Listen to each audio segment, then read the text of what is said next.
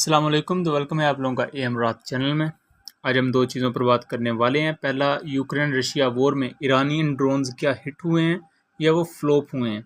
और दूसरा, फ़िलिपीन एयरफोर्स के FA-50 एयरक्राफ्ट वो तकरीबन 70 to 80% तक ग्राउंड हो चुके हैं। उनकी रीज़न क्या है, जबकि FA-50 एक हॉट सेलिंग केक है, उसकी प्रोडक्शन जारी है, उसके स्पेयर पार्ट्स का तो कोई मसला ही नहीं होना चाहिए, तो वो ग्राउंड क्यों हो गए।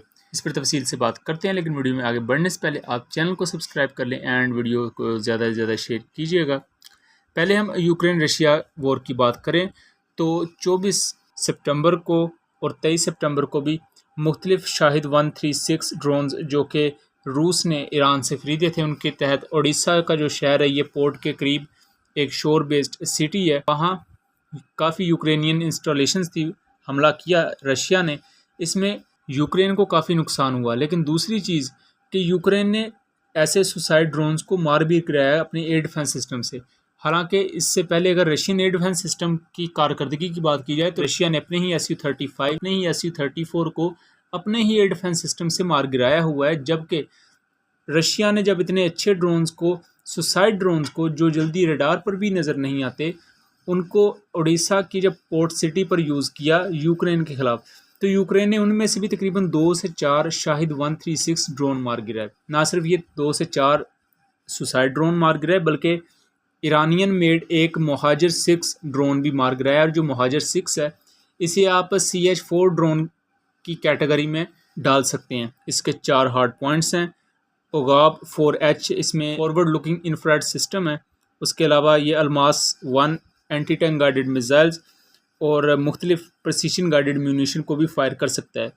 यहाँ मैं बताता चलूँ कि जो शाहिद 136 सुसाइड ड्रोन्स रशिया ने यूज़ किए, इन्होंने 10 से ज़्यादा मुख्तलिफ मुकामात पर स्ट्राइक की और बहुत ही जानी और माली नुकसान पहुँचाया यूक्रेन को। तो इस हवाले से ये कहना बिल्कुल दुरुस्त होगा कि ईरानियन ड्रोन्स ने बहुत ज़बरदस्त कारकर्दगी का मुजाहरा किया है। लेकिन यहाँ एक रशियन टेलीग्राम चैनल के मुताबिक रशिया इनकी असेंबली अपने मुल्क में कर रहा है, मतलब कि ट्रांसफ़र ऑफ टेक्नोलॉजी के तहत इन ड्रोन्स को एक हद तक अपने मुल्क में भी बना रहा है।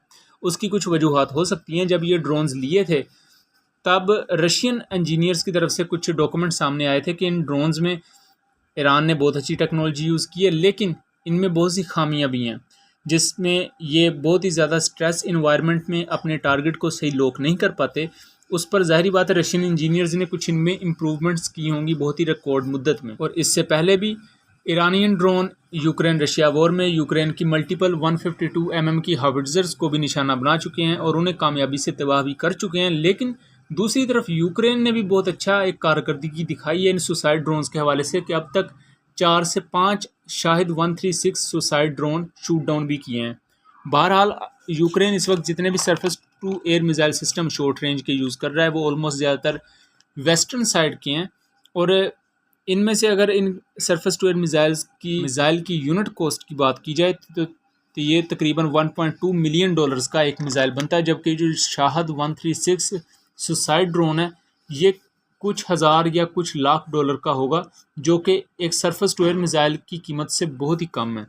तो बहरहाल रशिया के शाहिद 136 ड्रोन्स ने बहुत अच्छी कारकर्दगी दिखाई। यूक्रेन को बहुत ज़्यादा कैजुअल्टीज़ उनको भुगतनी पड़ी, लेकिन दूसरी तरफ यूक्रेन ने भी अपनी अच्छी ट्रेनिंग का मुजाहरा करते हुए कई सुसाइड ड्रोन्स को मार गिराया और सबसे बड़ी चीज़ मोहाजिर 6 जैसा एक एडवांस UCAV उसे भी शूट डाउन किया। दूसरी अपडेट पर बात करें तो फ़िलिपीन एयरफोर्स के FA-50 PH एयरक्राफ्ट ये ग्राउंड हो चुके हैं और इनके ग्राउंड होने की जो मेन रीज़न है वो मुख्तलिफ स्पेयर पार्ट्स की शॉर्टेज है।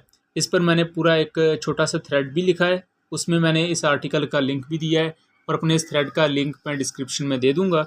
बहरहाल मैं बताता चलूँ कि इस वक्त 6 जहाज़ FA-50 जो फ़िलिपीन एयरफोर्स के हैं वो ग्राउंड हो चुके हैं, जबकि सिर्फ 3 जहाज़ ऑपरेशनल हैं और कुछ रिपोर्ट्स के मुताबिक 6 की बजाय 9 जहाज़ तक ग्राउंड हो चुके हैं। फ़िलिपीन एयरफोर्स के स्पोक्स पर्सन ने यह बताया कि उनकी एयरफोर्स बड़े अरसे से स्पेयर पार्ट्स की कमी महसूस कर रही थी।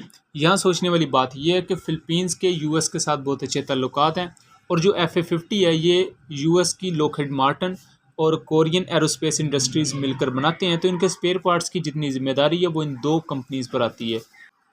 बहरहाल ये इस चीज़ का एक नतीजा हो सकता है कि जानबूझकर स्पेयर पार्ट्स कम किए गए हों, क्योंकि रिसेंटली फ़िलिपींस की चाइना के साथ भी दोस्ती बढ़ी है। कुछ अरसा को अगर हम एनालाइज करें तो। या यहाँ दूसरा फैक्टर ये भी हो सकता है कि ज़रूरी नहीं होता कि जो कंपनी एक चीज़ को बना रही है उसी ने स्पेयर पार्ट्स ही देने हैं।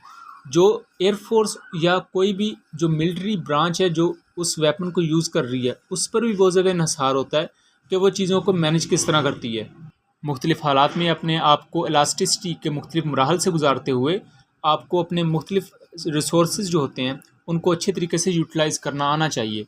अगर इस हवाले से मैनेजमेंट का रोल देखा जाए फ़िलिपीन एयरफोर्स का, तो फ़िलिपीन एयरफोर्स कोई अच्छी एयरफोर्स उस हवाले से नहीं समझी जाती। फ़िलिपीन की मिलिट्री जो जिसमें कुछ एयरफोर्स से रिलेटेड पर्सनल भी थे, 22 ऐसे लोगों पर मुकदमात हुए थे।